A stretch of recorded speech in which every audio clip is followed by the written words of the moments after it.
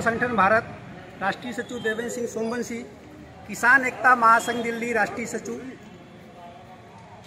हमने human right की तरफ से राष्ट्रीय मानवाधिकार सुरक्षा संगठन भारत की ओर से आपके ऊपर 11/4/2025 को आदरणीय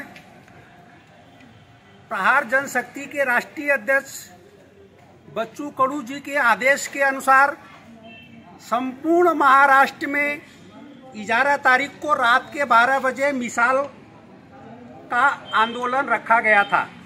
उस आंदोलन में आप राजेंद्र ससाने जी पत्रकार बंधु होने के कारण से आप वहां पर न्यूज कवरेज करने के लिए गए थे, लेकिन जलगांव जामोद के आदरणीय थानेदार श्रीकांत नीचड़ जी ने जो आपके साथ में अभद्रतापूर्वक व्यवहार किया, आपका मोबाइल छीन लिया और आपके मोबाइल में का जो डाटा था उस डाटा को उन्होंने डिलीट कर दिया। भारतीय संविधान बाबा साहेब आम्बेडकर के अनुसार हर मानव को जीने का अधिकार है। अगर मानव को जीने का अधिकार है और मानवाधिकार का यह मूलभूत सिद्धांत है कि हर मानव को उसको बोलने का अधिकार है। आप तो एक प्रतिष्ठित पत्रकार हैं और पत्रकार बंधु के साथ में ऐसा अभद्रतापूर्वक व्यवहार करना आदरणीय श्रीकांत नीचड़ साहेब को शोभा देता नहीं है। मैं राष्ट्रीय मानवाधिकार सुरक्षा संगठन भारत की ओर से और किसान एकता महासंघ दिल्ली की ओर से मैं ऐसे थानेदार का जाहिर निषेध करता हूं और शासन से यह मांग करता हूं कि भारत देश के हर नागरिक को जीने का अधिकार है। उसके जीने के अधिकार का हनन करने का क्या आदरणीय थानेदार को यह अधिकार है? हमारे पत्रकार बंधु हैं, वो पत्रकार बंधु हैं, तो आपने पत्रकार बंधु से किस पूर्वक व्यवहार करना चाहिए। अभी कुछ ही दिनों पहले आदरणीय भारत देश के पंत प्रधान नरेंद्र मोदी जी, आदरणीय योगी आदित्यनाथ जी ने यह जाहिर घोषणा किया कि पत्रकार भीड़ नहीं है, वह भीड़ का हिस्सेदार नहीं है, वह स्वतंत्र है और वह भारत देश का चौथा स्तंभ है। अगर चौथे स्तंभ के साथ में ऐसा अगर अभद्रता पूर्वक व्यवहार आदरणीय नीचड़ जी साहब करते हैं तो यह बहुत ही अशोभनीय है।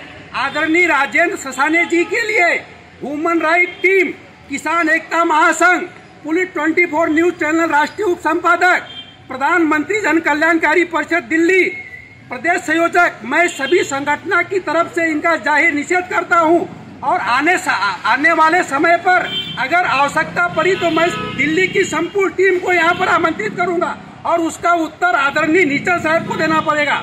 हमारा ये नहीं कहना है, आमदार जो होता है वह लोक प्रतिनिधि होता है, उसको जनता चुन के देती है। आप जनता के सेवक है, न कि आप जनता के ऊपर आक्रमण करेंगे, पुलिस के माध्यम से उनके ऊपर अत्याचार करवाएंगे और उनके ऊपर दबाव नहीं लाना चाहिए, क्योंकि यह प्रहार जनशक्ति की तरफ से जो उनके पदाधिकारी थे, किसानों के विविध समस्याओं के लिए आदरणीय बच्चू कडू जी के आदेश के अनुसार उन्होंने पूरे संपूर्ण महाराष्ट्र में आंदोलन किया।